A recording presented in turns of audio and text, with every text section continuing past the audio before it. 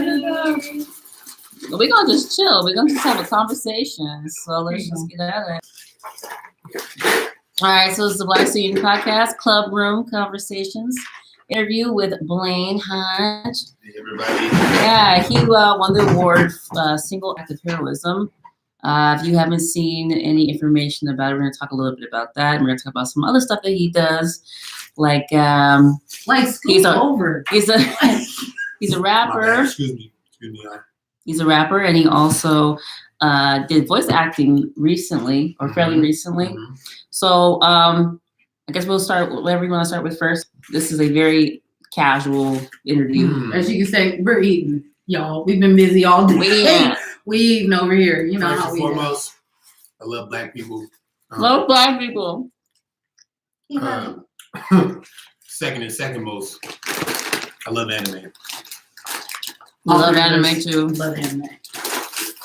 Preferably, I think Dragon Ball Z, right? Dragon Ball Z is like your favorite. Oh no, but you got this is Kakashi. MHA on there. You know what I'm saying? I represent. Yeah, you do. Yeah. Because I would represent. Because I stay eating, so I'm definitely a big fan of the Akamichi clan from Naruto. Right. You want to bring that light over a little bit so you can see a little better? Huh? You want to bring that light right there over so you can see a little better? Yeah. Yes. We're like illuminated, but let's see. This is very rare. I do not drink soda, but today I am. She over here letting us know her dietary habits. I get it while the getting is good, ladies and gentlemen. Wait a minute. Turkey sandwich. Let's see. Okay, there we go. I'll say, wait, so what do you want to start first, sir? You want to start first with you winning the award and why you won that award? Right, yeah, or do you want to start with something else, something more casual? Let's start with that. Let's see. I won the Congressional Medal of Honor, Citizen Honors and Medal for Single Act of Heroism. And that stems from an event that took place last year in 2018, September, so 6-7 months ago. A guy was chasing a woman into a Starbucks that I was inside of. I was having a meeting there, and he was chasing her in there with a machete, and he began to attack her. And I was like, no way, I gotta intervene. In doing so, I was able to kind of get him away from her. And, he'd already attacked her a bunch, and he kind of just turned it on me. And at that point, I had to kind of fight him off and keep him away from her long enough for the authorities to finally show up once we got outside of the Starbucks. So, that's like the short version. Right. Not to desensitize this, but he did not at any point in time develop any type of superpowers at all. It wasn't a radioactive machete. The superpower was right. It wasn't no ultra instinct. There was no anime power that stemmed. I do want to touch on one thing. For anybody that watches this, a lot of people thought I was wearing an All Might shirt. All Might is character from. No, I know. Right. Okay. Yeah. So everybody thought I was wearing a My Hero Academia. Yeah. They thought I was wearing an All Might shirt, which because I rep anime so hard normally. So even before that, I would do like photo shoots or whenever I go perform my songs and stuff. I'm wearing an anime shirt. It's just like it's my thing, so I rep it. And so that's the first picture that they saw online on my Instagram. Like I was wearing an All Might shirt for the photo shoot. So then that is what blew up, and people like. He was wearing the shirt and he said, "I am here." When he was right. They were like, he gave him the Bakersfield Smash, Bakersfield Smash. I'm That's like, right. What? Like, how did we get here? How did we get here? And so, basically, some time passed, and I guess there is the Citizen Honors Award. I didn't know that was an actual thing. I really didn't. I thought the Medal of Honor was like exclusive to military. But I guess in recent years, I don't want to say recent, in the last like 10, 20 years, the Medal of Honor Society and Foundation kind of came together and said, hey, we have people like that live at home that do extraordinary things and they don't get recognized. We should start recognizing some folks. So the polls were open, and I guess a bunch of people nominated me. And when they called, I thought it was like a prank call or something. You know what I mean? Like I don't know. Like a lot of people. Yeah. This is how you miss out on money. For those of you out there, telemarketers is ruining it for everybody. They are ruining it because I was like, hello. I'm true. It's the government. What? It had to be said. I was like, this is IRS calling. What's going on here? And so they called, and they were like, "Oh, we're so excited to get a hold of you. You know, can we have your email?" And I was like, "Wait, can you tell me like who you are?" Like, you know. Right. And so she explained, and I gave her my email. And after I got off the call, I'm like, "What in the world?" Because I guess I had been nominated like multiple times by different people, and cool. yeah, which is really dope. I'm grateful for that. The only issue they were having is that normally when somebody is nominated for something like that, it's a family member or something. So they didn't have like my phone number or anything like that. Oh. So they had to call. Call around. Yeah, they had to call around, and they finally got a hold of BPD, and they have all my stuff on file from the day of the event. So that's great. they gave them the number, and then that's how it went from there. And then she told me, hey, you've been nominated as a top 20 finalist, and I was kind of like, wow, like when she like explained exactly like what it was, I thought it was really, I didn't need anything else. I was cool. Did you ever find out who the nominators were? Awesome. Mm-hmm. Okay, so we want to give a shout out to whoever nominates you. To the nominators out there in the community for seeing that and recognizing that, because you don't see that often. Yeah, she just told me that person that she had called that nominated was just like, I don't know, I didn't know who he was, but I just thought that was like something that people don't do every day. So she said like several people, right? Yeah, the one that she had called like initially though, she started realizing, okay, nobody has his number. Well, like, is he a real man? Real boy. No, she even said that she had to like go and search. And she did a Google search, and that's how she figured out. Oh, that's funny. Shout out to Google. Shout out to Google. When you're on your job. On your job. When you're on your job, y'all shout out. See, that's the only time you really want to be found. Because when you own your job, when you're doing your job, we're not coming for you. We just saying, y'all.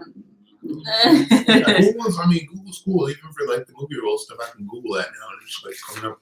Thought that was cool. Oh yeah, no, I thought. So do you come up now as the award winner? Like if you were like to be looked up on them. Like if you type in Blaine Hodge, Medal of Honor. Yeah. Very nice. I'm about to type it up right now. I believe there's a Stars and Stripes interview that comes up. But there's so much. It's kind of hard to sift through some of it because there's so much press that came through when the initial event happened. Mm-hmm. That it's just like boom. As soon as you type it in, that's what you're gonna see for a bit, and then boom, you scroll down a little further, and you'll see like I think was it Stars and Stripes? They're like a military. Blaine Hodge. Yeah, I saw that. I saw the interview they had.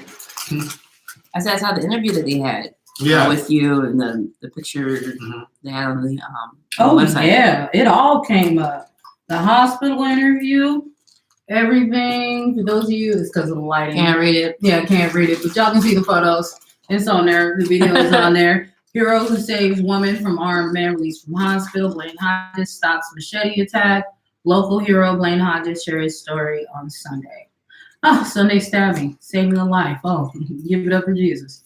Yeah, it wasn't just a stabbing. They made it sound like it was so trivial. Oh, you stabbed. No, you got hacked up, brother. Yeah, real time. Yeah. Can we discuss? Well, and the other thing too is like a lot of people don't know like what a machete is, like what it looks like. They don't know. They don't know that machete is like this big. Like it's a giant machete. Unlike the movie, real life. Real life. Real life. That movie was really whack, by the way. I'm sorry. I didn't enjoy that machete movie. So the first one or the second one? So let's talk about the process that you went through when they contacted you and you went up to Washington, D.C. Okay.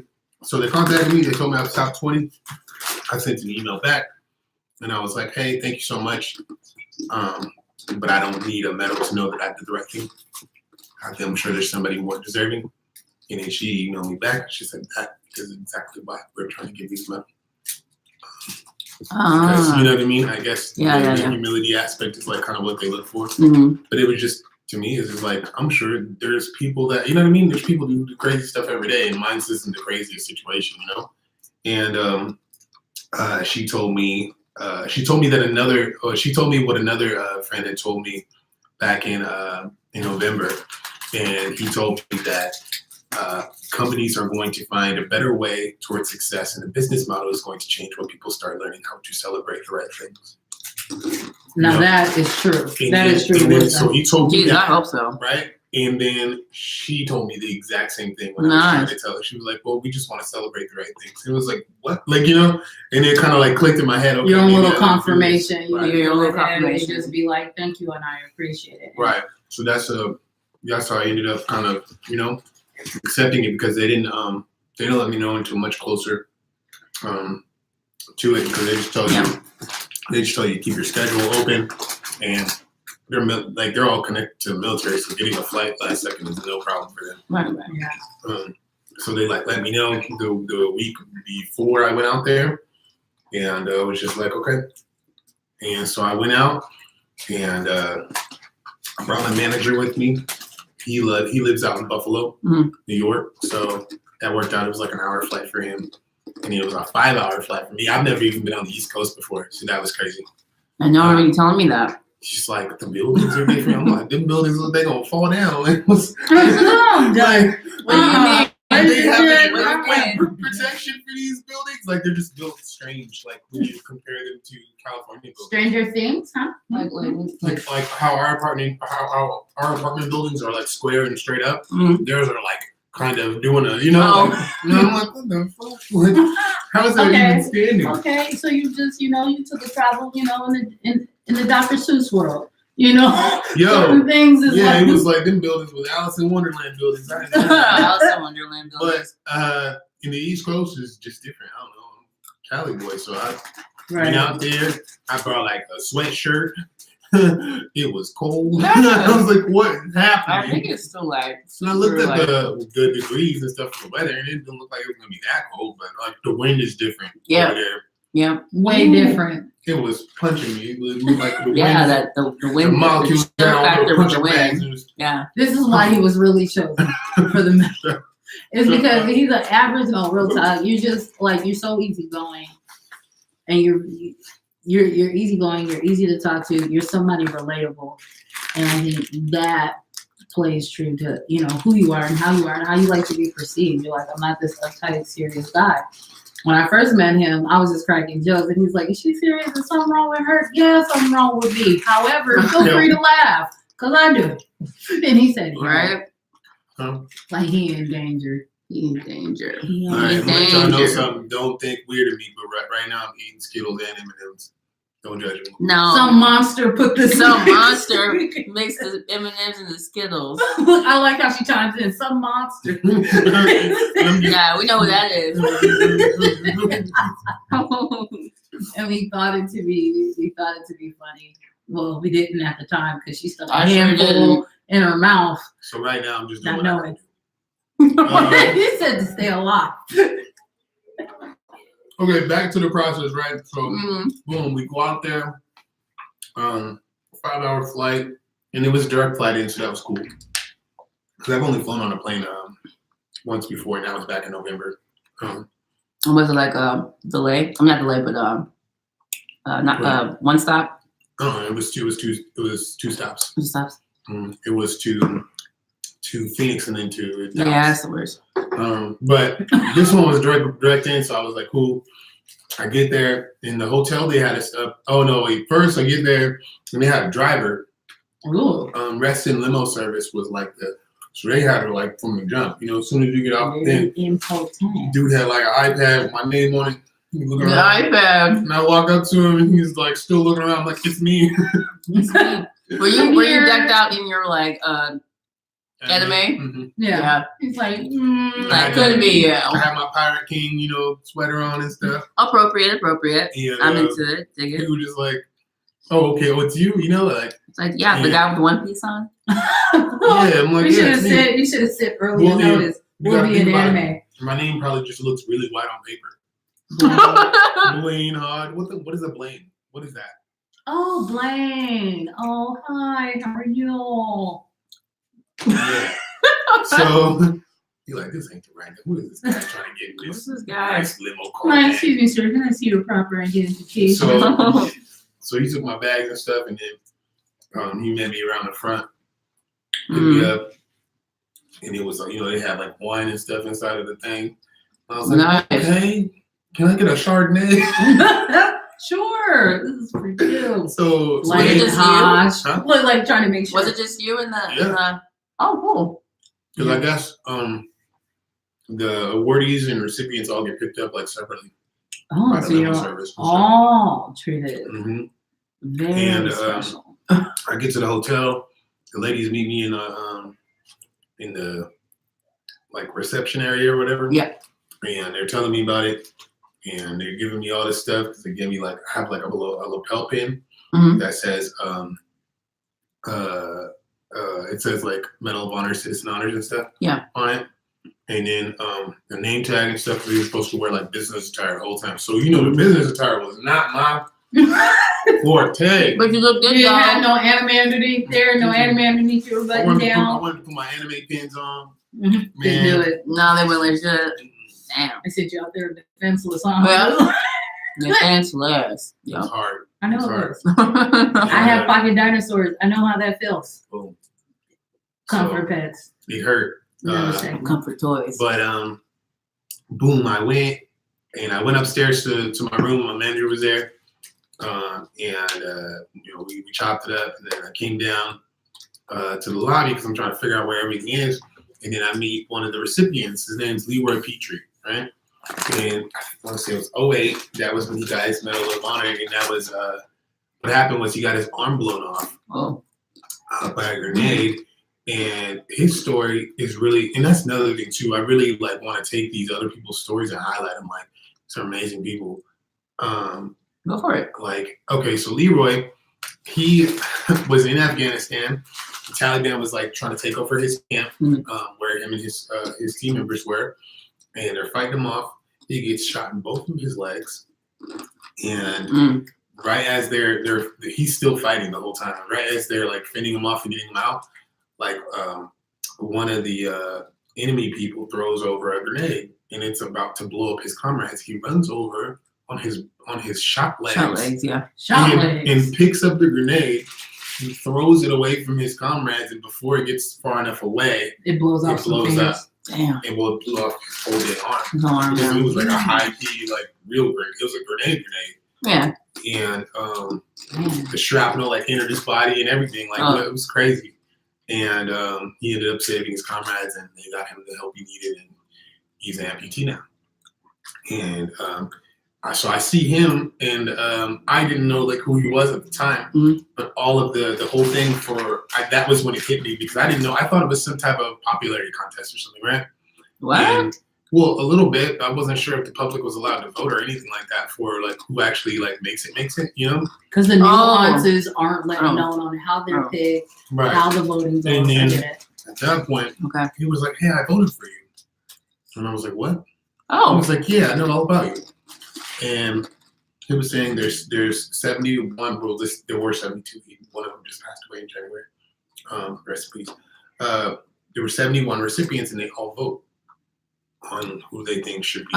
Interesting. So, and that's really cool because it's like not saying it wouldn't mean anything, but it really means. They really need something because they went through it. They went through some stuff too. They were in combat. They're able to kind of judge it, you know, better than most. And I was like, I voted for you. You know what? Like, you're one of the first people in a while. Like, we've all like just spontaneously like voted for him. And he like sat me down. He was like, I just want to talk with you real quick, you know. And he was telling me it was incredible because he was telling me the real. Like, he was telling me like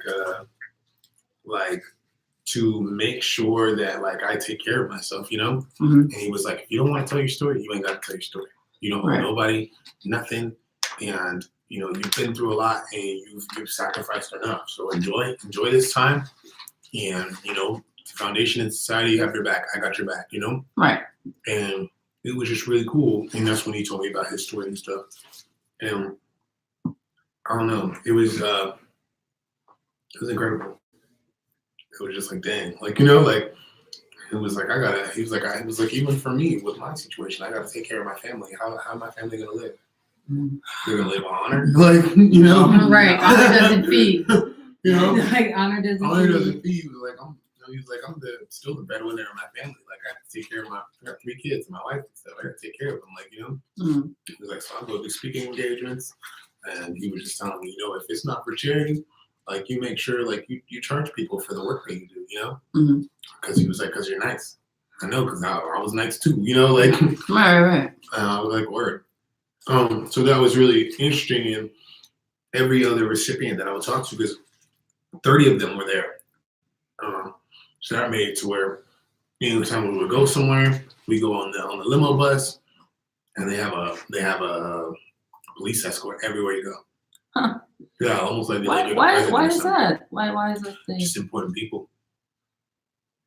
It's because you gave up something That's for right. this country. Yeah. They figure the least that they can do is hold up traffic for you. That's Hold up traffic, provide champagne or wine when you get in You said something else too. You were talking about the hotel they put you in. Oh, the Ritz. Yeah. It was the Ritz. Yeah, but that's just the Ritz.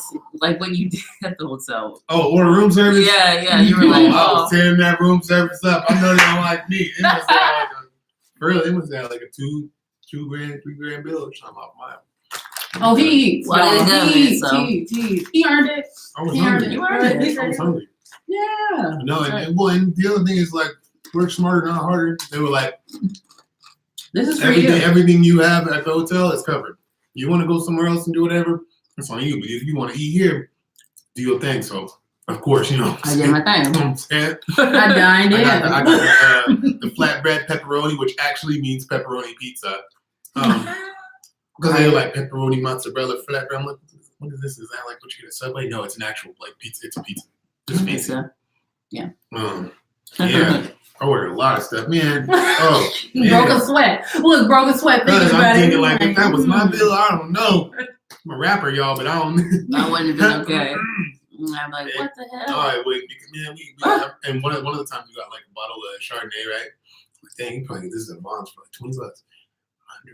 $120. Damn. He said, damn. I was all up in the honor bar eating up all the snacks and stuff. And then on the third day, I found this paper. I guess I had knocked it over, whatever. I found this paper on the side of my bed. I'm like, I started looking at it, and it's a menu. It tells you the prices for all those things. I'm sitting there eating $8 cashews and all that. They come in there and fill it up every day. I'm like, oh man. I was. Speaking of cashews, y'all can eat some of those M&Ms. You want to try and pick some of mine? Yeah. Look for them M&S. M&S. Sorry. Yeah, So the first on Saturday, because I got there on Friday. Yeah. Got to chill and stuff, and I talked to Leroy, a couple other recipients and stuff. And they're just like thanking me for what I did and stuff, and like thank y'all for what you did. And then on Saturday there was an airlines dinner, the American Airlines dinner, and it's where they get all the recipients in one room, and they have like snooty food and stuff. Like for real, salad for it. You want me to eat this salad with a knife and a fork? What? He said First of all, I don't food. even eat salad. Are you serious? No, I don't like salad. Oh, I love the vegetables. No, ladies and gents. those He said vegetables were snooty not food. Oh, no. It was snooty food. I mean, yeah, like, if you work on it's the outside in, and I'm like, what? Silverware. First of all, I'm not outside. salad. Can y'all bring me and then I'm sitting next to Ariel and her mom, which this is another story I want to highlight. Shout out to Melissa Feist and her entire family, because the level of sacrifice that her husband made on February 14th of 2018 was the highest, and we can never be grateful enough. He succumbed to his injuries. He was involved in the Parkland shooting, and he gave his body for the students. Wow. Yeah. And, Yes. So they were there to accept the award on his behalf and stuff. And really quickly, it was weird because I got like really like attached to their daughter, and come to find out that he was a security guard there. Mm-hmm. And I was a security guard before my incident. Mm-hmm. I don't know. Mm-hmm. Maybe Yeah, I don't know. Maybe I'm just coming to I know you conclusions. was really top flight. Like you was really top flight. You was security. I wasn't security for Starbucks or anything. No. You was security of the world. You Craig. Sorry. You made me say that. But yeah, so her daughter's next to me and stuff. I'm telling her bad jokes and Millie rocking all over the place. She like, dance moves are bad. Climbing me a little bit. Started. Dance moves are bad. They're not bad. She look at this. Okay. Well, Okay. Well, that's I don't understand. I'm gonna stop saying you got bad dance moves. I don't Like this whole time. No, I just said that if he was an action figure, like that would be like his signature. You got to do it for him. Do it for him. Yeah, you gotta do the. Oh. If that was like my little brother's head or something, oh, sorry. That's how you know you're doing a Millie Rock right. When you just slapping somebody in the back of the head. Oh yeah. That's how you picture. That's the Picture perfect. You let your brother get his haircut. You slap the alcohol. Yeah. Oh, okay. Oh yeah. Back to what I was saying. Okay. Let's see. Yeah. So I'm sitting next to Ariel. And I'm like, dang, you got chicken fingers? What's good? Is that the kids' menu? He's like, how did I get on that? Oh, like I gotta get the damn salad. And she like, it's not for adults. She's like eating it all like. She said you can't have none. It's not for you. For adults. She was like, maybe I'll save you one. I'm like, like looking at this green mess on my plate. With my hand messed up. Are these berries? What is it? Berries? What is this? Who do they think I am? I'm sure they gave you like real food, right? They gave us real food. That was like appetizer or something. It was a duration. No, that first, was like the presentation. I thought maybe they had some soup or something, No, there was no soup. And then the choice between the soup or salad, and they just said, "Here, you're gonna be healthy." The salad. No, they saw that. They saw that you were splurging. That's what. Shit, yeah. They're gonna go get some more room service later. And they're like, "Be like, yeah, we got you." Yeah. This is what it really costs to be here. Eat this. It was really nasty. Have this salad. And then salad, you're not nasty. You're delicious. Gosh, it was a mess. And then so they bring out like the food, and it's like chicken, right? Yeah. But it's like this little, like I hate it's like this. It's I hate you. What am I supposed to do with that? Which part of the chicken is this? It's like chicken nugget. It's a Cornish hen. Get over it. No, I was really upset. They brought out like chicken nugget. Then they brought baby like chicken. So it was chicken and stuff, right? Yeah, no mashed potatoes and nothing. They brought out like asparagus, and I'm like, more green? It's clean out. Asparagus. I was hurt. And then Ariel's sitting there eating the hell out of them chicken fingers. She gave me one though, so that was cool.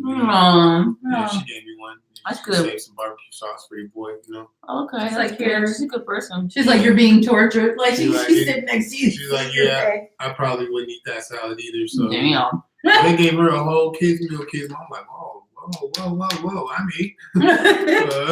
On the inside, I am. I'm eight, I don't know. My shrink just gave me a certificate. Just saying and so congratulations. the people, they had like a couple speakers, that came and spoke. And Jim McLaughlin, they call him Doc. He saved hundreds of lives in the military. He's a medic. And he was like singing. Oh, they call him Docky, like Doc. They call him Doc. Okay. Like a doctor. Yeah. I want to ask you a quick question. How did you end up holding somebody's prosthetic? There was a conversation. Oh. Sorry. Yo, they have like the best sense of humor. Travis, it was Travis and Leroy. Okay. And I had the picture of the animated rendition of me. They like blew it up real big in the game, so they're like, we have to figure this out. You want me to sign one of them. And I love that. Yeah, so I'm holding it like, hey, where'd you get that? I'm like, is that you? And I'm like, yeah. I'm really into anime, so like when all this stuff happened, the anime community really took it and like championed me, and so they made like art and stuff. They're like, dang, that's awesome, So I'm talking to those two at that. We're inside of the United States Institute of Peace, by the way. Why you holding limbs and stuff? And they were talking to me and stuff. And people were like, yeah, we want a picture. And I was like, okay. And they were like, stand like all night. And I was like, you know. Oh, that was the picture. Yeah. They were like, Okay, stand like all okay. night. I was like, all right, wait, 'cause I was telling you about it. And then I was like shaking their hand because they like do like some of their photos, they do them real like presidential, like I guess there's I don't know Prestigious. Yeah, prestigious and stuff. So boom, I'm holding. They're like, don't shake the hand, just hold it. Like, and then they had me do both of them, and then the hands start spinning and stuff. I'm like, hold on, like. It's connected to like your nerves and stuff. So the hands start spinning. I'm like, what the heck? I let them both go. And they're like, okay, you just pull it. Pull it. I'm like, are you gonna fire? Like, Just pull it. Like a whole hand. What was a whole so hand? I pull Travis's arm, and then Leroy takes off his, and they put them both in my hand, and I'm like. And then they're like, all right, it's picture time. And then so like that's how that happened. I'm like, how did I get these men's hands? Fake hands. He's all of a sudden just swirling. He's out, let it go. Because it'll move and stuff. Like I'm like, What's going on? yeah, it scared the poop out of me. I was like, what? I broke them. I didn't mean to. Yeah, low key. Be like, no. Be like, damn it, I'm gonna have to hop this metal and fix it. I don't know. I'm like, I'm gonna have to hop this metal and fix it. Travis is probably, he's one of like, I think 5 military veterans that are still alive that are like quadriplegic, like to where they're like amputees, because he doesn't have any of his limbs. He said he ended up stepping on a landmine. Ooh, wow. Yeah, and shout out to the Travis Mills Foundation. He's like set up a whole foundation that helps out wounded veterans that are amputees and helps them get like what they need and the right kind of physical therapy and all the stuff. That's wonderful. So shout out to them. And they're both so funny. Like their humor and stuff is really funny. Yeah, He's like, I don't know, man. One day I'll walk around and then all of a sudden I didn't have any more limbs. I'm like, I'm sorry. Wait, I'm sorry. What did I do? I'm just trying to find the gym. What's going on? I ran into him in the hotel and I was trying to figure out where the gym was. Why are we down there together? I'm scared. Nope.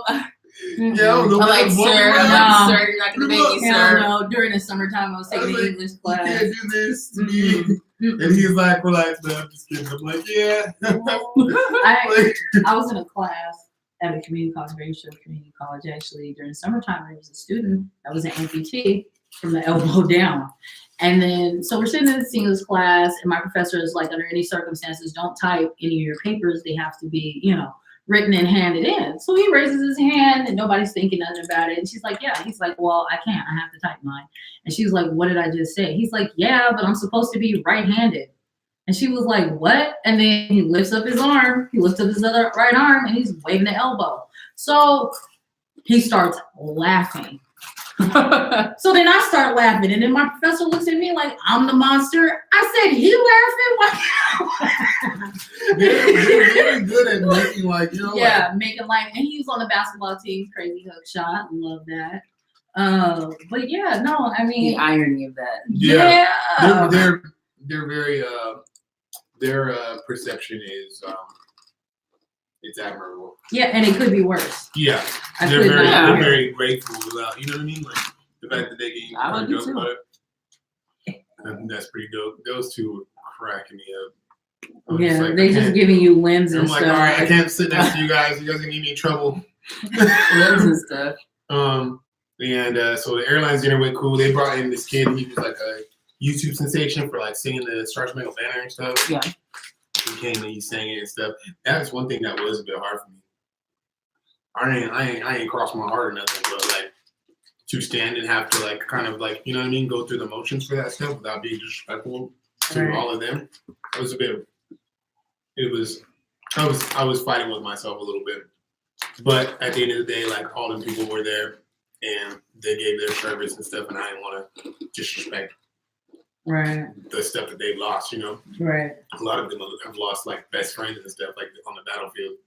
and I didn't want to disrespect it just off of my own personal. You know what I'm saying? Like it was one of those moments for me where like I had to look at it and say, okay, it's bigger than that. Those lives are bigger than that, so I'm not gonna tarnish it or trample on it in any kind of way. I get it. Time and place. Yeah. Yeah, absolutely.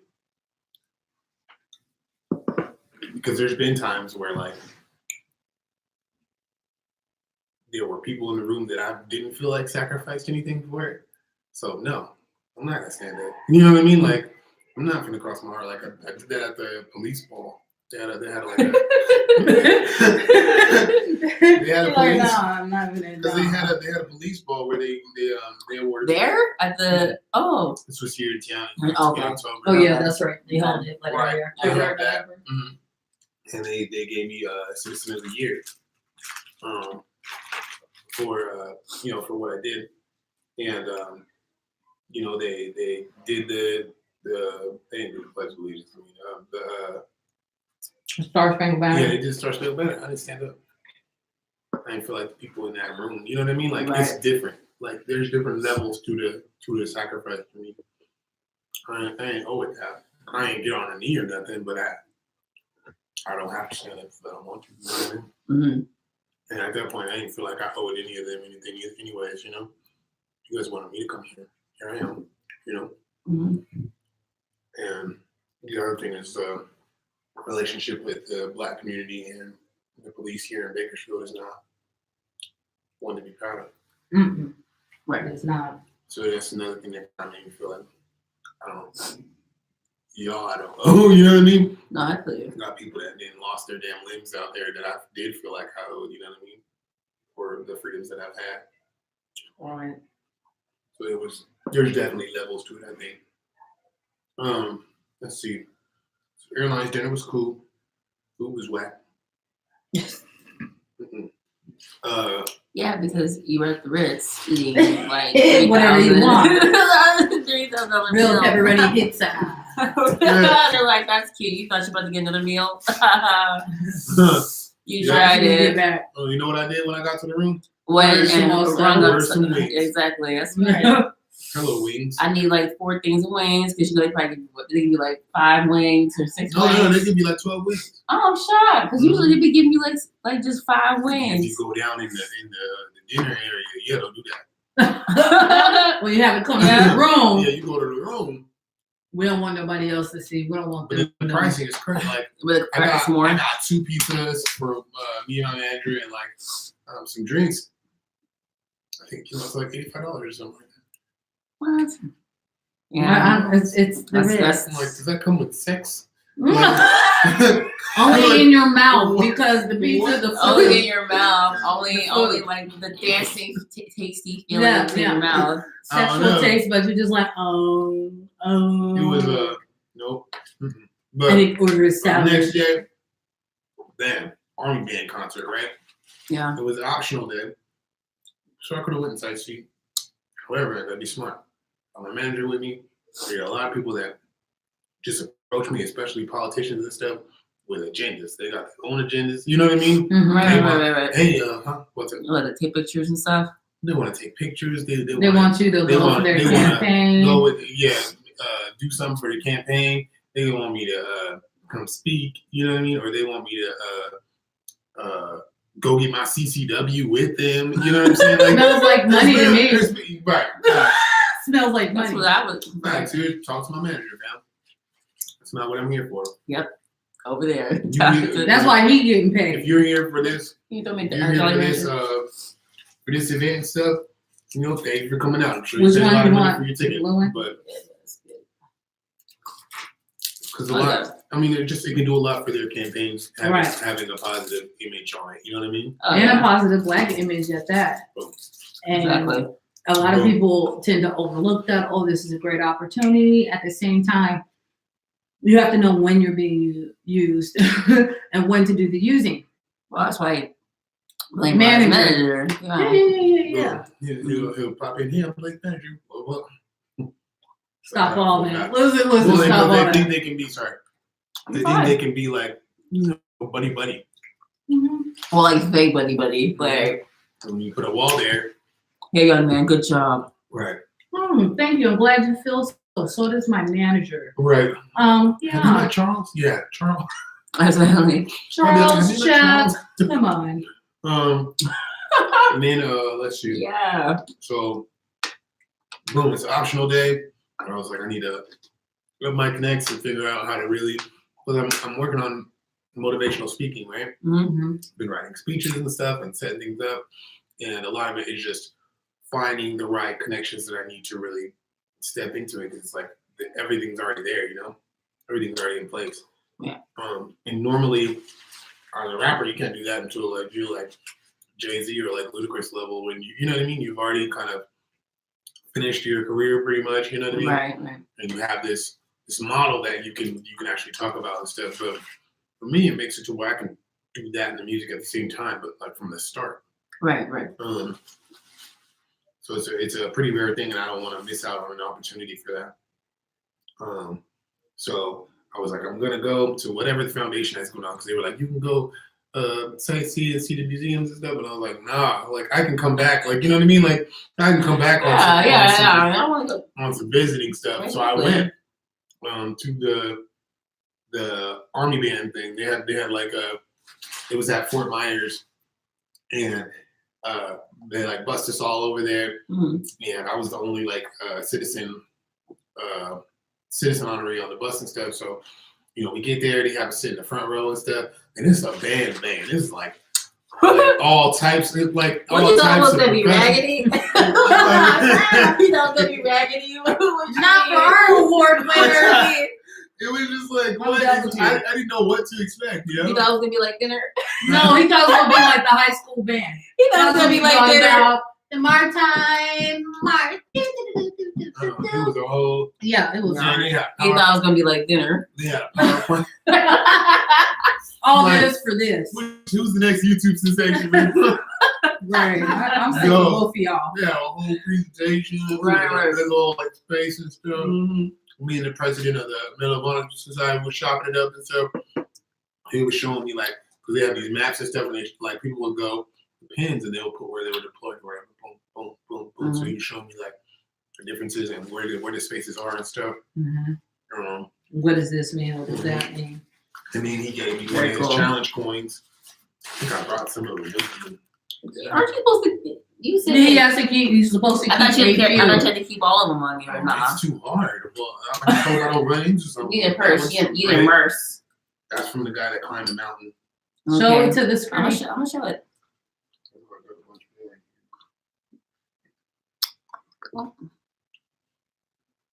There we go. Focus. I'll flip it around.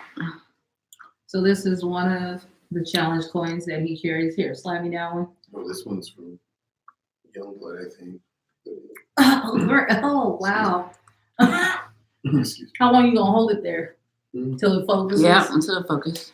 Okay. This one is from the police department. I think that one's from the sheriff's. That one, okay, This sheriff's. one's from the police department. And I think Grab the other one. my other ones are at home, but they're a lot like this one here. Is it focusing? It's not focusing, Kelly. I'm gonna put it a little closer. I love how you just push me out the way. Yeah, a Like- lot of like, people yeah. think they're like get out of jail free coins. Well, anyway, that's what they look like. They're not, but it also isn't going to hurt the situation. There you go. There you go. If I'm approached by some different people. And the other one had Danny Youngblood's name on it, current sheriff's department. Yeah, definitely keep that one. You know, I got priors. I'm just saying. Like they're different sizes. And so what's the weights. significance of them being different sizes? Do you know? Or Like just how they do it? these ones, I guess you get to choose because they're gonna allow me to make my own. Also, you get the medal too. Yeah. Like, Signature. but Yeah, like do you mean the one from the United States or? The one from the United States. Oh, Yeah. nice. So you gonna put your hero on there? Your anime hero? You couldn't put. All Might. All Might. That's gonna be Blaine. Oh, All Blaine Might. has his own. Hodge. No, it's just say static. my static hero thing on there. Yeah. That'd be cool. I like Brits though. His are really cool. But those are like, I guess if you go to like a military bar somebody with one of or those. Oh yeah, with her. Yeah, real. You could Brits stop is like- somebody right there. Brits They're is like heavy. really heavy. Yeah, it's like one of those $50. It reminds me of a pog from back in the day. The little pog. I remember yeah. Pogs. Yeah, pogs. That's how old we are. For y'all out there that don't know. I remember Pogs. Pogs. And then the weight that they had on them Yeah. too was pretty decent. And that's what I thought about when I held this. I was like, oh, if I just It hurt a lot. Men and women of character. all right. They're interesting coins because it's also like if you ever get into like some trouble and you run into like a military member that can help you, you show them like that coin, they're gonna help you out just as if you're one of their own. Yeah. Very cool. Obligated. Yeah, it's one of those things. And a lot of it is Brady explained it like pulling rank. Mm-hmm. Because with those coins, the only way you can even kind of tie that rank is if you're admiral level or higher. Whoa. Oh, so excuse me, Admiral No, Hodge. not an admiral. No, don't do Not that. That's a member- disrespectful. They would consider Not it a member disrespect. of the military, but they just Yeah, like but they as just far recognize as- the acts and stuff, and it kind of will show whoever that person is that's going to help you that you are a trustworthy kind of individual. You know what I mean? Or that Right. like Note to you'll self, I go- wasn't you'll trying go to to bat for disrespect the them. military. No, for the record. We friends with the veterans. we friends. Yeah. We do. And I actually have a lineage that has served There this were- country. There were some really interesting recipients because some of them were very old. I left Rogers. Why do you say it like He's that? saying it. I just, for the record, He's like, some of them very old. Why do you say it like that? No, Dang. it's just I guess I'm not used to like old folks kind of really chatting with me after they did. Yeah, oh yeah, you younger generation. You know, now, like they y'all kind of know. just normally, they don't want to talk to you because you're like young or whatever. But those guys, like they all, hey, what's up, man? Like you know, and I'm like Roger. Down to was- earth. Yeah, Roger was great. Roger and his wife Norma. He's much older. You could tell he was kind of dealing with some issues. He's an old dude, you know. Mhm. So it's just kind of getting to him, and Roger was like, "Blaine, what do you do?" I was like, "I'm a rapper," and he was like. Like you know how to process it? He like put Uh, his spoon down, and he was like, "You're kidding," and I was like, "No, I'm a rapper." He was like, Norma's a rapper. His wife, and I was like, "What?" He's like a medical rapper. That's how we like met. You know, she healed my injuries. Right. Yeah, and he's like, she's a God. rapper too, so you guys can rap together. Yes, I know we his can rap. wife looked at him and was like, "It's normal." No, Norma was really nice to me too. I know Yeah, it. she's And like, She it was probably, just, I'm sure she chuckled. yeah, she did laugh. And Like, yes, me and right. Roger were just kind of like going back and forth, and he was kind of like, like where he forgets stuff. So Uh-huh. I could tell him like the same joke I just told him an hour ago. Mhm. It was cool. I love that. right. And I Never know, gets old. I know his wife was like, "What are you laughing?"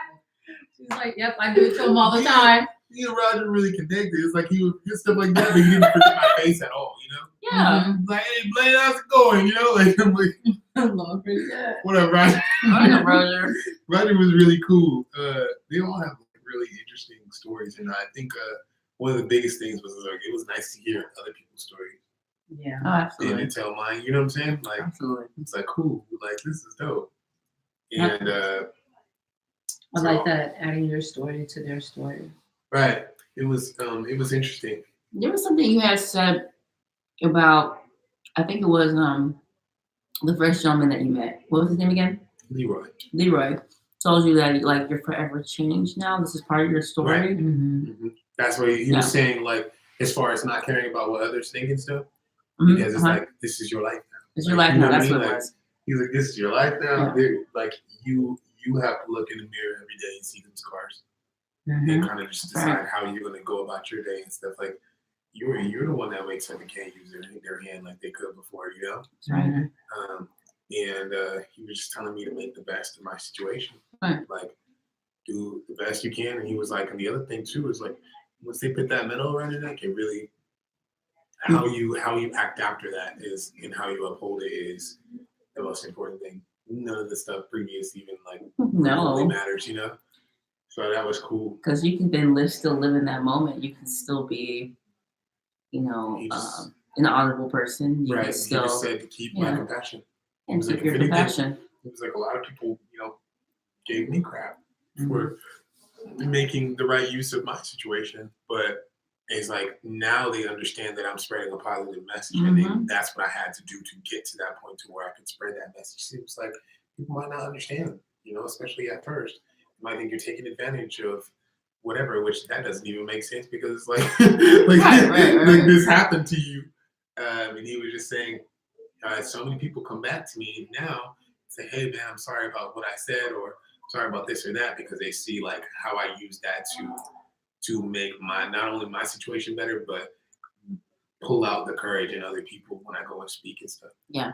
And I thought that was like really, it was necessary to hear, and it was like definitely one of those things like I don't think I would have heard it in a normal space, No, because there's a warped sense of like heroism that if you're a hero, then it's like forever you have to be in servitude and always like in debt, almost is how people make it feel or seem. Like you shouldn't expect you shouldn't expect to like, use that situation to like, I'd say it's a weird sense of like, it's such a weird way to look at it. Like, of course you're going to do what you need to do for yourself and your family. No one, and what exploiting do you think is happening here? Like, I lost something. I lost something. Right. I will never get back. Right, I won't get back. I lost something. A trauma happened to me. Well, and even if I wasn't injured and I just had the PTSD, that's trauma. It's a lot. Like, like you're forever changed. Yeah. Like he said, you're forever changed. So there is no getting around that. There's no getting around that. I definitely underestimated the PTSD at first. It started manifesting in different ways. Like that, like when the hallucinations started to really hit, that's when it was like, crap, maybe I need to see a therapist. Like, oh yeah, I see too. So I had to start seeing a therapist to get my hallucinations under control, because it was like I was seeing the machete man. Yeah, the flashbacks like 100 times a day. I was just seeing him like having just a conversation like during with the day, you, and then you see him coming out of the hindsight of your eye. No, I understand. Yeah. Yeah, that's what I'm saying. Like, how dare people, I've been getting like people have a strange sense of like. It's because everybody has their own perception. Of what a hero is. Yeah. And it's like, what a hero is. Who has the right to have PTSD? Don't y'all not watch anime? Don't they teach y'all that there's different types of heroes out there? For real. People see, okay, like you in this hat. People see this and think, oh, he just thinks he's like this heroic person. Like, this is an enemy. Like, you know what I mean? Like, no, I'm saying, but like that's what I'm getting at though. Like, it kind of like, he's just somebody that just couldn't separate real life from a TV show. No, that's not what happened. Someone's life was in danger, and I chose to either act or not act. And there were tons of people that could have acted along with me. You get what I'm saying? Like, just those different narratives. And a lot of things come into play. Like, shit's scary. It really is. You know what I mean? Like, shit's fucking terrifying. Yeah, when real life, when all of a sudden what you see on the horror movies is walking in the door or running in the door right in front of you. It's unfolding right in front of you. Well, this is a great segue into like how people, after everything happened, people say things like, well, I would have did this in this situation. I hate that one, right? Exactly. Like you really don't know. Yeah. You don't know. Like, I don't know. Like, even situations like that, even my the way I acted is kind of like, it's like an anomaly thing, because I don't know if it happened again, would you do the same thing? Yeah. You could play that situation 1,000 times, and it'd probably be the one time. You know what I mean? That there's all the circumstances like lined up, right? At that particular moment for it. Because I start thinking about it, and I'm just like, dang, would I have done that if I was thinking about it, or even if I really realized like how big that dude was? Dude was 6'4", like 250 pounds, big giant guy, and I didn't. Like, my adrenaline and everything is just pumping so hard, and I'm just thinking I gotta try and help the lady. That it didn't even dawn on me how big he was until I saw him again at the arraignment.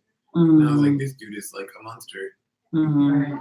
He's like a demon. Like, and then his mind was not right even at the arraignment. He was trying to talk to me. You know, like. Well, because he didn't realize. But I guess are you trying to say that he didn't realize what he was? No, he was trying to talk to me like I'll attack you again. Oh, Yeah. We're having like a okay, stare down inside of the damn courtroom, and the bailiff starts to realize that he's talking to me like, "Hey, are you talking to him? Are you talking to him?" And I'm ready to go to war at that point. Like, fuck it, like he look like he's gonna break these handcuffs. Like yeah. Mhm. I seen the picture. I seen the photo like they have of him like on his handcuffs. He's a big old dude. He is. He actually used to attend the church here in Bakersfield, along with the young lady that was attacked. Anger of Hope was the name of the church. From what I gathered and talking to the people that actually attended that church, they knew something was off about that gentleman and tried to warn the young lady about that said gentleman. When you're young and you're in love, you don't see it until it's too late. It just so happens that when it was too late, this young man intercepted that when it actually unfolded. Come to find out, he had a whole bunch of issues. He had some priors. I mean, issues and priors, and it was just a mess. There was a prior for domestic violence in 2014, I want to say. Yeah. I don't know if it was with the same girl, but it kind of like the charges were dropped. Yeah, because he was looking at you in the courtroom like, "I'll do it again." No, right. Where I stood up immediately, like, okay, I gotta be ready for this dude. Like, you know what I mean? I have to do this again. Right. You know, like my body, my entire frame was like ready to go to war. It was like, screw it. Yeah. But so that dude definitely what we have to realize here is that hurt people hurt people. Right. Yeah. You know, so even though like it upsets me, you know, from time to time, it's like I don't wish any harm on him, but he doesn't need to be out in public anymore. Like you clearly showed what you'll do. Right. If given an opportunity. Well, it sounds like this man needs some help. Yeah. You know, some real help. You know. And it just stems from like you don't know. You don't know what. Not you don't know what this dude's been through. He probably. I mean, it's possible that he was getting beat on his whole life. You know what I mean? Like I don't know. You know what I'm saying? Like no, it everything that you said is valid. It plays into stress disorder syndrome, post-traumatic stress disorder, PTSD, PTSD, post-traumatic slave syndrome. It portrays into all of that, domestic violence, child abuse, all of those. It hits every single pocket, and it's often something that isn't discussed in the Black community. Not discussed to a point where there is actually it goes into change. Like certain things because I've even been working on my speeches and crafting them a certain way because one of the speeches in particular it's based on like compassion. Do you have it? It's hard to see that. It's hard, right, compassion, though, you know? to see that compassion when you're like thinking like, okay, I have to go through therapy because people don't even talk about that when you're thinking about somebody who's you know won the award that's thinking like, oh, this is what I would have done in this situation. Like, well, now let's talk about the fact that I have to go through therapy now. So the fact that now I have to physical like deal therapy with and therapy. Right, now I have to deal with all the aftermath of what took place, but you want to ridicule me for something that I did and it was to, you know, help somebody else. And I'm still now living with the aftermath, not just the physical trauma and therapy I have to go through, but now the mental trauma and therapy I have to go through with that. So, you know, I think it's hard for people to think about empathy when you're considering like all the things that happened to you. And if you can like reflect on that and say, well, you know, to be an advocate for somebody who needs help in that way, after you've gone through something traumatic, I think that plays into the whole heroism part. And how everybody has their own perceptions of it. Right. People are like, heroes aren't supposed to blah, blah, blah. And I'm like, I never asked for anybody to call me. Yeah. But I mean, heroes, role models. But you receiving it, you receiving an award and then also looking at it as empathy, I think is another reason why that is something that has compounded the reason why you were selected because you're looking at it as empathy. Yeah. Even for him. I mean, because empathy for him. Yes, empathy for him. I don't want anything bad to happen to the guy. He's probably already been through it. But that's what I'm saying. And that's, maybe I should articulate it better. But I was just saying that it's hard to say that. Oh, look for empathy in the people that have caused you harm. Because you don't know what the person has gone through or what they were going through. Well, and it just stems from some other stuff. One thing I'll tell you is when they put that medal around my neck, it was like everything that I've been through, like it just made sense. It was like, okay, that's why like life had to suck so badly. That's why I had to struggle. Like that was like a moment of clarity. Yeah, because my parents are not in my life, and they weren't. I went into foster care really early. My grandparents got sick and they couldn't take care of me anymore. And my parents were never there. My mom ended up, she got on drugs and stuff. And my dad, he used to be a pimp. It's like a whole, I'm like the product of pimping. We were talking about that. And for how your Millie's so smooth. No genetics. Sorry. So smooth. Yeah, so it's even with things like that. And to forgive my parents, I had to think, well, they had a life too. They had dreams before they had me. I don't know what was going on, but they were people too before they were my parents. Right. So I had to really think about that in order to find the strength to overlook everything and kind of just forgive them, because nothing's gonna it's not like I want some crazy relationship with them now, but I don't want to be hating them forever, because then that's wasted. That's so wasted. You know what I mean? It's a lot of energy to do that. And I'm just like, nah, I'd rather move forward. You know what I mean? Yeah. I'd rather get to a place where maybe one day when I have kids, they'll babysit them or something. You know what I mean? Try and make up that way if you want to. You know what I mean? Try and make up that way.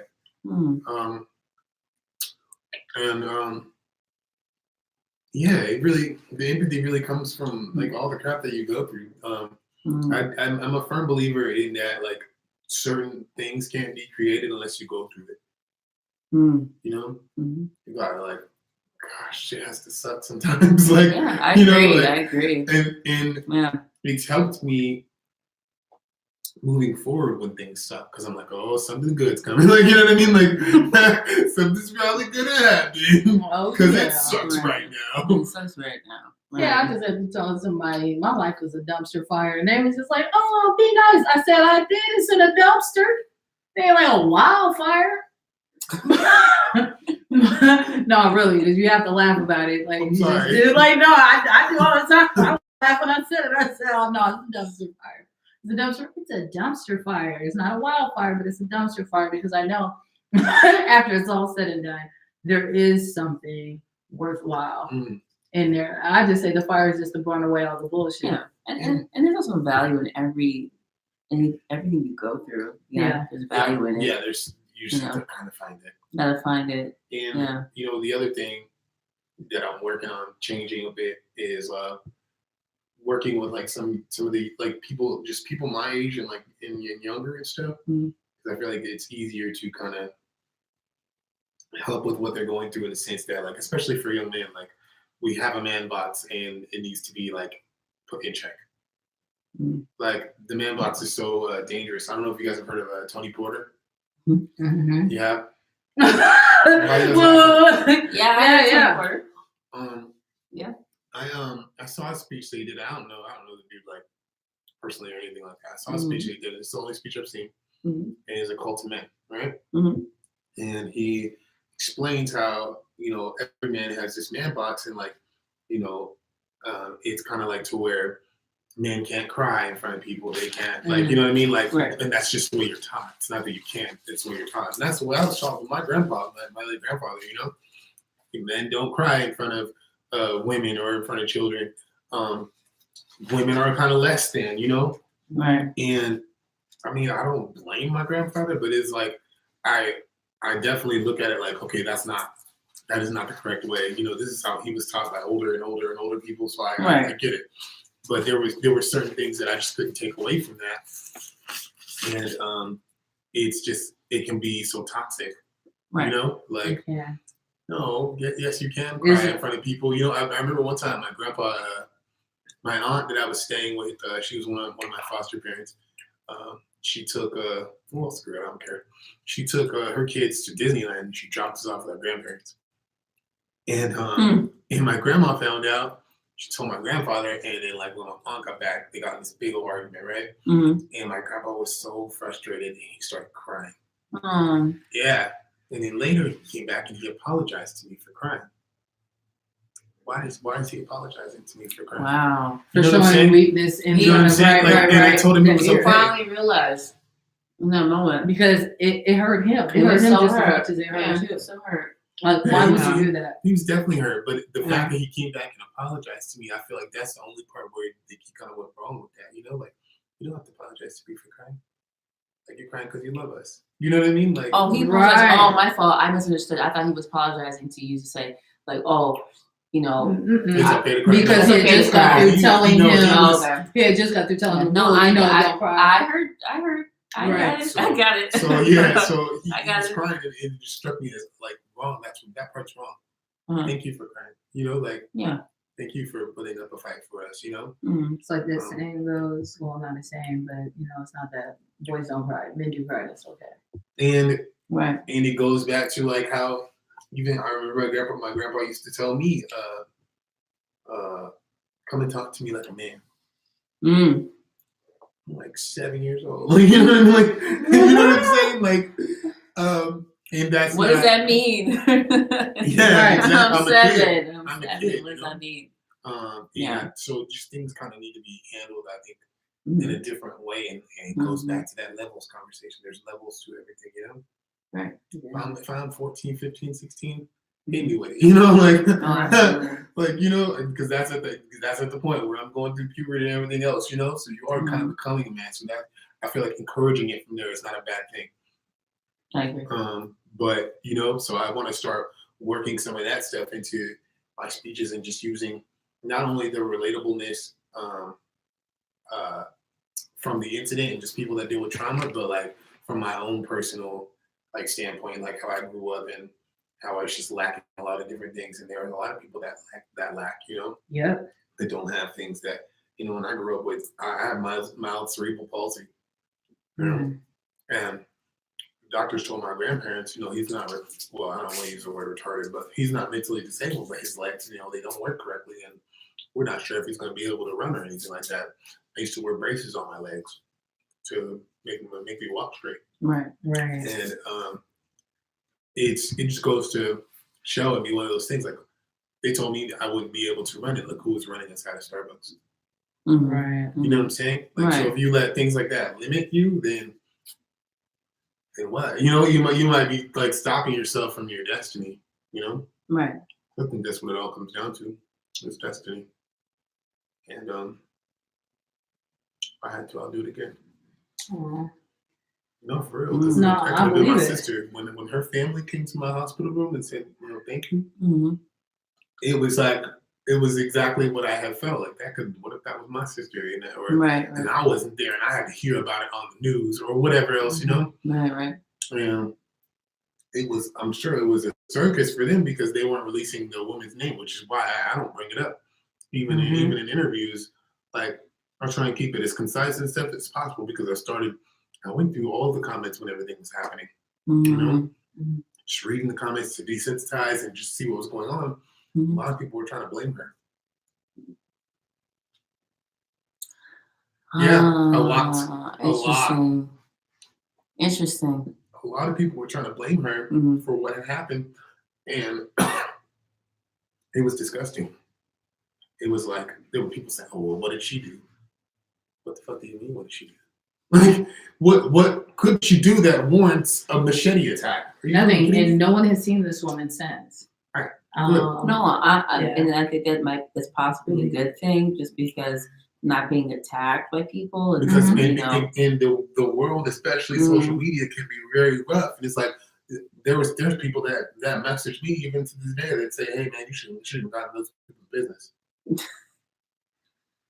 Well, I guess we know that what you would have done. Right. Like, thank you. We know that you'd have been like, "Oh, somebody get him." You would have ran. You coward. Like, you know, hey, you should have gotten No, I mean, like your response is your response, but So you'd rather We know see what you a would've dead did. girl, No, I'm On saying the front. we know what you would have did. right, in Yeah, front of person. Starbucks, in front of everybody. But then again, those be the same people be like, well, this is what I would have did in that situation. No, Those be the we don't- ones on we the don't know. news talking about, see what there's happened plenty, was. and you know what? I want to touch on some of those Mhm. okay, while we're doing this. Mhm. I know a lot of people that say, "Oh, well, I would have pulled out my gun and shot him."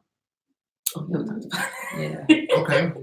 So in a 3 foot by 6 foot space You want to with shoot an 5 arm, people. Can you give us a visual on what that kind of look What like in it terms look of the like? space? I mean, unless it's you're it's too like So it's like an L shape, right? okay. Mhm. Unless you, I don't want No, to take you to that no, back to that none of point. it. I've got it pretty much under control. I have like a bunch of coping mechanisms that I use. Don't worry, I don't see blood on the floor anymore. Okay. Let's see. You So it's like an L shape. Michael Jackson, blood on the dance floor. Shut up. It's an L shape because we're inside of the Starbucks behind the counter where they make the coffee.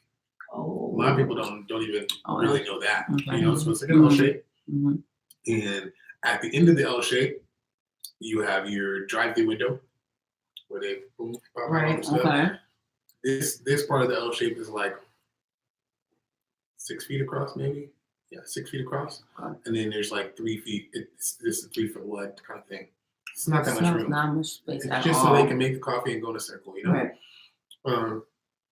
So you got your 3 foot by 6 foot space that we're all standing in. So at this point, nobody's in this part of the L shape. Everybody's in this part. Right. And there's 6 of us actually, including the machete guy. Mm-hmm.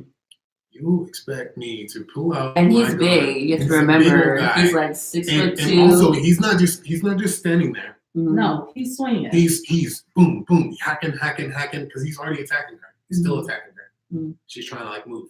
Mhm. And I'm right there, and the Starbucks employees are moving kind of in and out, trying to get away, Mhm. and tell them to stop at the same time. Mhm. You really think like you could just pull out your gun in that kind of crisis situation? And You know, start firing. take the safety off Yeah. and fire correctly without somebody even bumping into you. And Or- misfiring and taking out life. And it's like if you're all facing this way to where you're facing the drive-through, you got all that stuff going on, people bumping into you, and like, do you really think like if you miss, you're gonna hit the person that's in Yeah. the drive-through? Yeah. You know what I'm saying? Like you know what I'm saying? Or you're gonna hit one of the people that's in the vicinity. Like, Yeah. all People right think then. they're like, you know. This ain't the movies. There's no. There's blood all over the floor. There's Mhm. coffee all over the floor. You know what I'm saying? Like there's ice everywhere. It's like it's a big mess. You really think that you're gonna just pull out your gun and shoot the guy? And I've had people say, "Oh, you need to, CCW. That way, if something like that happens again, you shoot them when they walk through the door." Mhm. Again, Yeah. America. No, like You can't do that. you're not even an accurate shooter, probably. You know, there's a And lot then it's happening. like you know how and- much training you need to be inaccurate. Like, oh my gosh, Right, exactly. It's just like that's. This ain't the movies. Okay, there is no. Okay, cut, take. Let's clean There this ain't up. no wait. There ain't no. I'm out of bullets. There ain't no like. Wait. Let me reload. You know, there's not. This none is of that. not a video game where you got target lock on. This is real Right. time. This is real No, time. and you have to think about it too. This entire situation inside of the Starbucks, 22 seconds max. Right, because I guess people's perception of time has changed when they're reading it, thinking like, oh yeah, this happened in about 5, 10 minutes. For me, it felt like it was in slow motion. Like, Oh, I'm yeah. sure. But it's I'm like sure. When you're fighting for your life, you don't have a yeah. bunch of time. Mm. That's not gonna work Your response time has to be like on it because On point. mm, because even when I took off out of my chair, they were already several paces ahead of me. Mm. And from what the investigators told me, it was like I got in there like super quick. But it's like I was still behind. You know what I'm saying? Yeah. Like, I mm. was still behind. He had already hacked her like 7, 9 times. It was a lot. Because it only takes a few seconds to make that motion. And he's like trying to Viciously. shank her dang near with a big machine. Like, Viciously. He's trying to end her. which thankfully he Trigger wasn't. warnings. Just Thankfully it trigger. wasn't. Yeah, true that. Thankfully Yeah. it wasn't a sword, or he definitely would have killed her and probably me. You know what I mean? Mm. Because he actually, I have a scar here. He tried to impale me with the machete, but it's a hacking It's a hacking tool. It's It not. doesn't necessarily work like that, you know? That's why he got me so good on the leg, because he filleted it from here to here. Mm. My leg looked like string cheese. Like, it was crazy. Oh. But, trigger words. you know what I'm saying? Like, it's just, for those people who think, oh, I would have just pulled out my gun and blah, blah, blah. Like, good luck. Good luck. Let me know how your guilt goes after you kill somebody else then. Okay, because first of all, setting off a weapon, whether you're licensed to carry one or not, in an enclosed area where there are people, you're in trouble. You're in trouble. You gonna get got. You're gonna get caught, got, ticketed, fined, whatever. It's not gonna be like, oh, just waving a pass. So I got my right. Nah, bro. Nah. Again, you know, this ain't Arizona. This ain't the Wild Wild West. This is good old Bakersfield, and they're gonna get you. Well, again, I think, you know, when people don't know the nuance of what happened to you and how everything transpired, I think people view it from their lens, right? And they just make up their own. And they make up their own story. I understand, but take the time to look into it. Mm-hmm. I've done plenty of interviews and podcasts and stuff where I explain, like, this is the time frame, this is the space that we're in.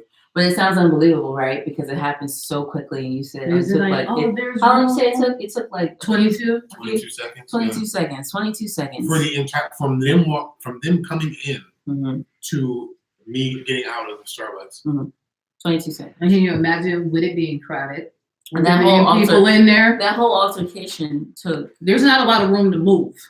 The whole altercation when you first came in and you realized what was going on. Well, I was already in there. I was having a meeting. I was just sitting at the table. And then it was just happening. And then boom. By the time he got to her. They ran in, and then she's running, and then I see this big guy come in, and he's got a machete, and he starts chasing me behind the counter. And I'm like, I have to help this lady. Oof. Just mind your business. It was one of those things. I can't let her go out like that. Not without doing something, and everybody else is running, scrambling, either trying to get out of there. And we're running away, and it's like, I get it. You know, it's scary. However, if everybody's acted like a tribe, like hornets, you know, and swarmed on them, and man, and people like, why don't you grab a chair? And it's like, when I think about it, like when I got there, like and got him off of her, like, what if I had stopped and grabbed a chair, and then, you know, in that time the hack that takes her life away is the one. You know what I'm saying? Like 22 seconds, ladies and gentlemen, for y'all that are watching. There's no time. 22 seconds. He acted. Very quick. Well, that's what they call it, fight or flight. Yeah, that's what they call it, fight or flight. That was the first time I've ever experienced that, like, into where I like could really understand what it meant. Yeah, because in that moment you'll realize, because people say fight or flight, but it's like it's almost one of those things like it gives you the perception like, are you going to fight or are you? Well, no, like choice. It's almost like choice. But it's not. No, it's not. It's just because you made your choice as soon as she ran in there and jumped over that counter. And here he comes. Like it was just like boom. It's almost like the response happened like as soon as you figured out what was happening. As soon as I realized what was happening, the boom, I was going. Yeah. And there's other things like a lot of people don't realize that he had another weapon. He wasn't using. He used the machete, but he had a knife back here. Oh, so he's really trying to cause. Wow. No, he was trying to dismember all kind of folks. He didn't have it out, thank God. But it's just like, you know what I'm saying? Like this dude was prepared to go. So when people are like trying to like argue on the side of his, like I said, I have nothing against him, but at the same time, like he was not there to talk it through. Would be like, I guess he said he was just kidding. No. In like the news did an article or whatever. People were reading it like, oh, they were best friends, and he was just kidding around. Tell that to the group of people running out there. Like, just kidding. Doesn't look like he was kidding. Like, just kidding. What? So what is all this? The Bakersfield, California. No, wait. They're just writing what he's saying. Okay. Oh, they're right when he's saying. People read that and perceive it. Okay. For those of y'all watching, that look that all three of us gave was priceless all at the same time. Like, so they were just quoting what he was saying. I was just playing around as I was doing this. Oh yeah, you got your point No. across. No, you were trying to kill her. You're trying to kill me. I mean, sure. it was like Ain't no telling. evident, but well, we would love to keep having we have to do a part 2 about your music Right. and about your animation that you're involved in. Dragon Ball Super Broly, the new movie that just came out in January. Yes. Watch it when it comes out on Blu-ray. I am the male Saiyan Guard A, so it's more like a cameo. Just pop it in there, hey, blah blah blah. Boom, I'm out. But I'm in the movie. You can Google me, take that. I'm the only rapper in the Dragon Ball Z movie. Well, John Bellion is a rapper. Right. He was funny story. He was in the studio with me that same day. Oh, cool. Yeah, it was cool to meet him and stuff. I was out, nice. like he walked in the room and all I could hear was low. Like his, I love it. He's like, "Are you all right, man?" I'm like, "Great." He's like, "Hey, my name's John. Nice to meet you. I've heard so much about you." I'm like, he was like, "I'm a huge fan," and I was like, "I know who you are." Like trying not to nerd out. Yeah, you're trying not to. I know who you are. I tried not to do it today. I just tried not to do it out today, and it came out. Couldn't help it. It's hard. But yeah, we'll knock it out. If you guys want to go listen to my music or follow me on social media, it's Static Sound. That's STATICSSOUND. You can find my music on Apple Music, Spotify, Tidal, any major platform, YouTube, however you want to do it. And he has merch. I have merchandise. Got some Static merchandise. You guys got to check that out. Got a lot of new things coming. New music coming very soon. You're gonna enjoy it. I'm a conscious rapper. I make music with a message. Yes. Message. and we're gonna have him back on here for a part 2, talking about all of his music and animation, and just again, it be like this, just real cool, laid back, nothing too crazy. We gotta eat with him because he stayed eating. Every time I see him, yeah, you got some food. Like, no, he be like, Alex. He roll over to me. He be like, Alex. And I'd be like, here, I got you. He said, oh, you really do have a pocket full of candy. I thought you was just playing. Yeah. Snacks. But thank you. Thank you guys for having me. Thank you. He gives like really hard hugs. Like he like. Man, don't be playing. He like pop my back. He like popped my back last time. I was like, oh my goodness. Oh, all right. Like I'm old, right? You gotta do it. Pop, pop, pop. You know. Pop. Oh, God. Right. Later, guys. Later. Signing out.